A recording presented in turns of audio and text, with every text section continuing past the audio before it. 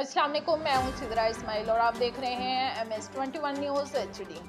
औरतें गिनी जाएं तो इनके काम भी गिने जाएं। इस्लाम ने औरत के हकूक़ की जितनी तालीम दी है, किसी मज़हब में इसकी मिसाल नहीं मिलती। औरत अगर माँ है तो जन्नत इसके कदमों तले।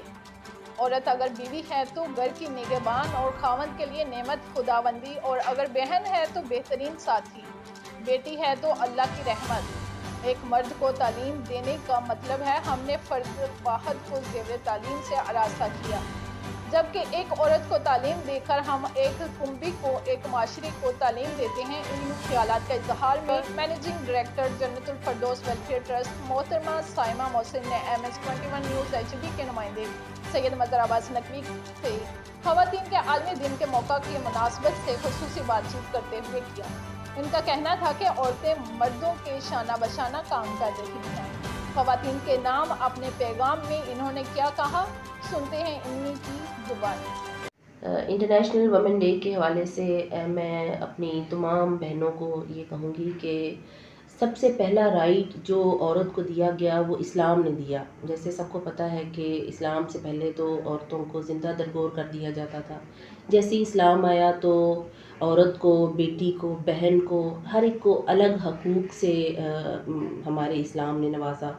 और उस हवाले से ये बात पता चलती है कि किसी भी सोसाइटी में जितने मर्द इम्पॉर्टेंट हैं उतनी ही औरतें इम्पॉर्टेंट हैं। बल्कि अगर मैं कहूँ तो मैं कहूँगी कि मर्द से भी ज़्यादा औरत इम्पॉर्टेंट है, क्योंकि अगर आप कोई भी अच्छा लेसन, कोई शऊर, किसी भी तरह की कोई तालीमात अगर एक मर्द को देते हैं तो आप एक फ़र्द वाहद को दे रहे हैं। ऑन द अदर साइड जब वही तालीमात आप किसी फ़ीमेल को देते हैं, किसी औरत को देते हैं, तो उसका मतलब है कि आप पूरी फैमिली को दे रहे हैं, क्योंकि औरत ने जो सीखना है उसने अपने बच्चों में ज़रूर ट्रांसफ़र करना है। यानी अगर आप किसी भी तरह सोसाइटी में कोई चेंज लाना चाहते हैं, वर्ल्ड वाइड कोई चेंज लाना चाहते हैं, तो उस चीज़ की अवेयरनेस हमें औरतों को देना चाहिए। और औरतों को अवेयरनेस देने से पहले औरतों को ये पता होना चाहिए कि हमारे क्या राइट्स हैं, हमें हमारे मज़हब ने क्या राइट्स दिए हैं। हम चूँकि एक इस्लामी मुल्क है, हमारा कानून इस्लामी है और यहाँ पे हर उस चीज़ को फॉलो किया जाता है जो हमारे मज़हब ने हमें कही है।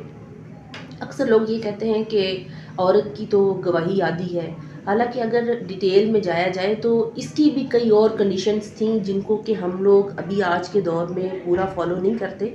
बस वो एक आधी बात सुन के कह देते हैं जी औरत की तो गवाही आती है, हालांकि इस तरह नहीं है। जितने राइट्स हमारे मज़हब ने औरत को दिए हैं, किसी और मज़हब ने, किसी और मुआशरे ने, किसी सोसाइटी ने औरत को उतने राइट्स नहीं दिए।